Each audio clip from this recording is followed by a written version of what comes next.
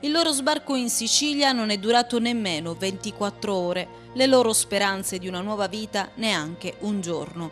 Arrivati con un barcone al porto di Catania lo scorso mercoledì, i 122 immigrati egiziani sono stati subito trasferiti nella palestra sotterranea della scuola Andrea Doria nel quartiere San Cristoforo. Mentre i minori sono stati inviati in alcuni centri d'accoglienza, 53 egiziani maggiorenni sono stati nella notte tra giovedì e venerdì trasportati su un autobus e poi rispediti in Egitto con un volo diretto.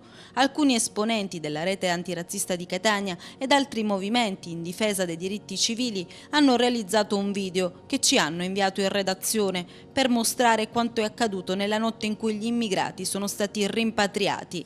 Immagini che mostrano volti di uomini che non vogliono tornare. Altri fanno addirittura il segno delle manette, meglio la prigione che tornare a casa. Dentro l'autobus un uomo si ribella con tutte le sue forze.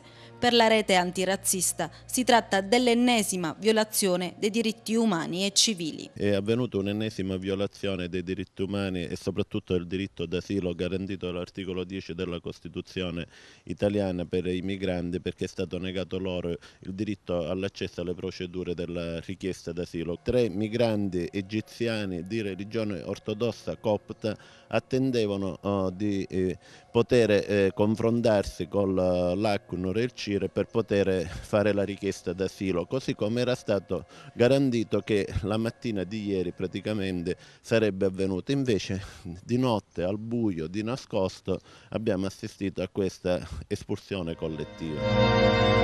Chiamate il viceprefetto, viene qua, ce lo spiega e noi ci alziamo.